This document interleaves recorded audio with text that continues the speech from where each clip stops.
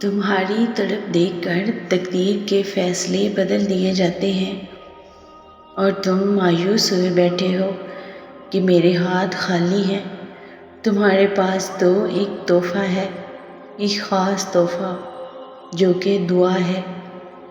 جب ناممکن حالات کے باوجود تم دعا کرنا نہیں چھوڑتے، جب تم اللہ پر کامل یقین رکھتے ہوئے دعائیں کرتے رہتے ہو تو اللہ تمہارے لیے وسیلے بنا دیتا ہے۔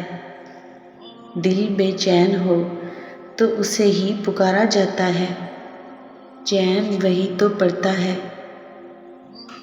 تم سناتے رہو گے تو وہ سنتا رہے گا، اپنا کرم کرتا رہے گا۔ یاد رکھو، جب اللہ کی طرف سے من پسند چیز تمہارے نصیب میں ہوتی ہے تو اللہ تعالیٰ کچھ واضح نشانیاں بار بار دکھاتا ہے۔ جان رکھو، کبھی کبھی تمہارے حق میں معجزہ اور کوئی خاص بھلائی قریب ہوتی ہے تو ان جگہوں سے وسیلے بنتے ہیں جہاں سے ایک انسان کا گمان بھی نہ جاتا ہو۔ اگر آج تم اللہ سے کوئی چیز شدت سے بار بار مانگ رہے ہو اور جاننا چاہتے ہو وہ تمہارے نصیب میں ہے یا نہیں، تو یہ دو چیزیں ضرور جان لو۔ جانتے ہو کہ سکینت نزول اللہ کی بہت بڑی رحمت ہے، کیونکہ یہ تمہیں ایک راستے کی طرف موڑ دیتی ہے، اور اکثر جو اس کے فیصلے پر راضی نہیں ہوتا وہ خالی ہاتھ رہ جاتا ہے۔ یاد کرو وہ وقت کہ ابلیس کی اللہ کے حکم سے مخالفت کی بنیاد بھی یہی تھی کہ وہ اللہ کے کائناتی منصوبے سے راضی نہ ہوا اور سر اطاعت خم نہیں کیا۔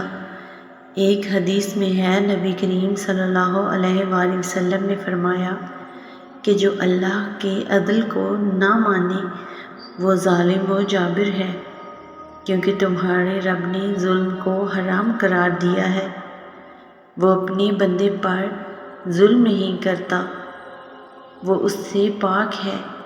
لوگ اپنی جانوں پر خود ظلم کرتے ہیں۔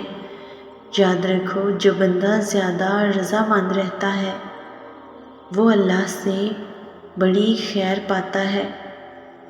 اللہ تعالیٰ قرآن پاک میں خود تم سے فرما رہا ہے، اور جو کچھ اللہ کے ہاں ہے وہ بہتر ہے اور پائیدار بھی۔ وہ ان لوگوں کے لیے ہے جو ایمان لائے اور اپنے رب پر بھروسہ کرتے رہے، اور اگر غصہ آ جائے تو درگزر کر جاتے ہیں۔ یاد رکھنا، جب ٹوٹے دل کی امید ختم ہونے لگتی ہے تو وہیں سے عرش والے کی رحمت اور اس کا نظام شروع ہونے لگتا ہے، اور اس کے لیے عزتیں، مرتبے اور محبتیں آسمان سے اترتی ہیں۔ جانتے ہو، اللہ تمہارا نصیب کب بدلتا ہے کہ جب تم عقل کو خواہش پر فضیلت دیتے ہو، کیونکہ عقل زمانے کو تمہارے ہاتھوں میں دیتی ہے، جبکہ خواہش تمہیں زمانے کا غلام بنا دیتی ہے۔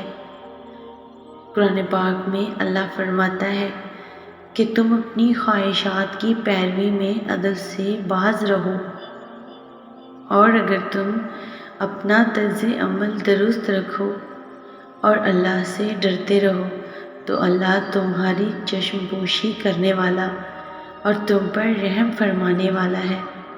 اور اگر تم جاننا چاہتے ہو کہ تمہاری بار بار مانگی وہ من پسند چیز تمہارے نصیب میں ہے یا نہیں، اللہ اس کی کیا نشانیاں دکھاتا ہے، تو یاد رکھو کچھ نشانیاں ایسی ہوتی ہیں جو تمہیں صبر کی ایک طویل آزمائش سے گزار کر دکھائی جاتی ہیں، اور کچھ پہلے دکھائی دینے لگتی ہیں۔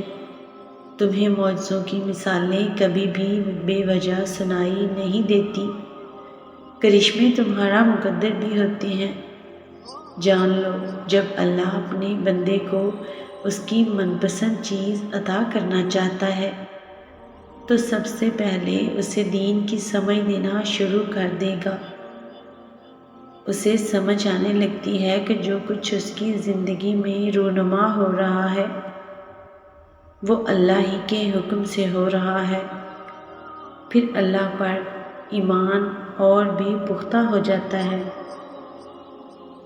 کہ میرا رب مجھے گرنے نہیں دے گا، میرا رب ایک بہترین راستہ مجھے دکھائے گا۔ تو جان لو یہ ایک واضح اشارہ ہے کہ تم ہی وہ خوش قسمت ہو جس سے اللہ راضی ہو چکا ہے، اور انشاءاللہ اللہ تمہاری من پسند چیز تمہارے مقدر میں ضرور لکھے گا۔